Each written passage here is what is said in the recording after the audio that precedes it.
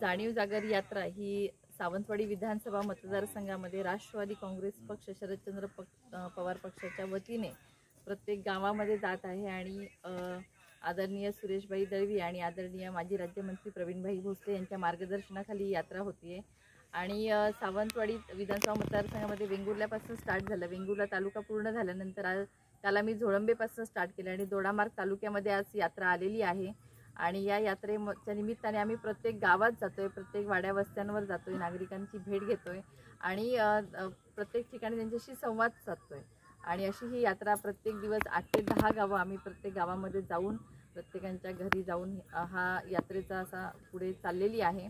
आणि या यात्रेच्या निमित्तानं जाणीव जागर यात्रा म्हणजे काय हा प्रश्न पडला असेल तर जागर तुमच्या हक्काचा आणि जाणीव तुमच्या शक्तीची असं हे याच्यामध्ये वाक्य आहे आणि त्याच्यात आम्ही प्रत्येक गावामध्ये अनेक अडचणी आहेत, प्रत्येक वाड्यांमध्ये प्रत्येक अडचणी आहेत। मग रस्ते असेल, पाणी असेल, तुम्हाला सगळ्यांना माहिती आहे विजेचा प्रश्न किती भयानक आहे। इथे दोडामार्गमध्ये हत्तीचा प्रश्न आहे, जंगली जनावरांचा प्रश्न आहे, गवेरेडे वानर हे सगळे त्रास देत असतात शेतकऱ्यांना हमीभाव नाही आहे त्यांच्या शेतमालाला।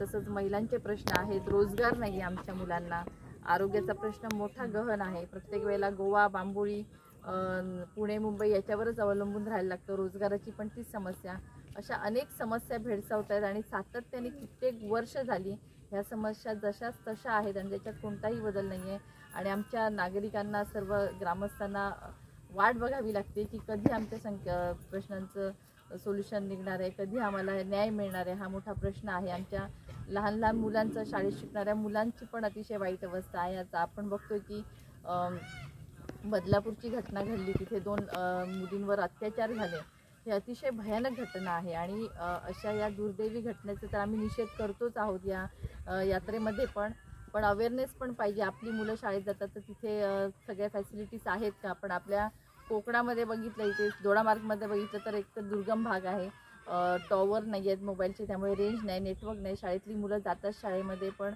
कशा पद्धतीने जातात, त्यांना सुरक्षित वातावरण आहे का? ते शाळांमध्ये काय व्यवस्था आहे? काही ठिकाणी तर त्यांना बेंचेस नाही आहेत, डिजिटल क्लासरूम नाही आहे, कम्प्युटर आहेत ते बंद आहेत, नाहीतर मग अशा अनेक अडचणी आहेत। तर रस्त्यावर आता काही आमच्या यात्रेमध्ये काही मुलं आलेली आम्हाला भेटायला की आमच्या काही मागण्या आहेत ह्या पूर्ण झाल्या पाहिजेत। म्हणजे छोट्या छोट्या मुलांना आज रडावं लागतं, रस्त्यावर यावं लागतं, ही खूप दयनीय आणि वाईट गोष्ट आहे। आमच्या D.Ed. बेरोजगार लोकांना असं आंदोलनं करावी लागत आहेत।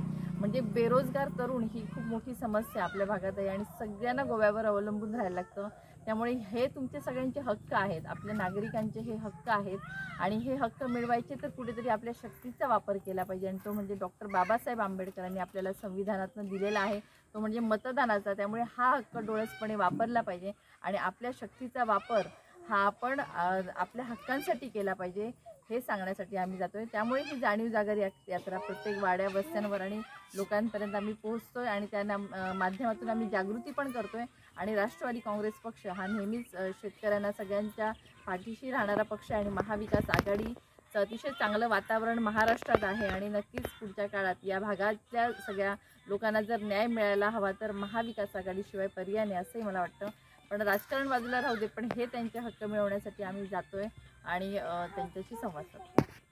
महिलांचा अतिशय चांगला प्रतिसाद आहे, खूप महिला येत आहेत, बोलत आहेत आणि तुम्ही म्हणाले काथ्या उद्योग बऱ्याच ठिकाणी आहे ना, मी जाते त्या ठिकाणी अशा बरेच महिलांचे गट आलेत की ते म्हणाले की आम्ही ह्या काथ्या उद्योगासाठी लोन केलंय पण अजून आम्हाला ते लोन आता फेडायची वेळ आली पण काथ्या उद्योग सुरू झालेला नाही आहे, मटेरियल तसंच पडलंय।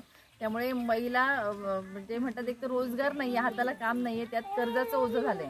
त्यामुळे ही वस्तुस्थिती आहे। त्यामुळे आता हे तेव्हा काहींनी केलेले असतील प्रॉमिसेस, त्यामुळे ह्या त्याच्यातनं घडलेल्या गोष्टी असतील। तर आता महिलांनी आता बघावं ते विश्वास कसा ठेवायचा, कसं काय करायचं ते।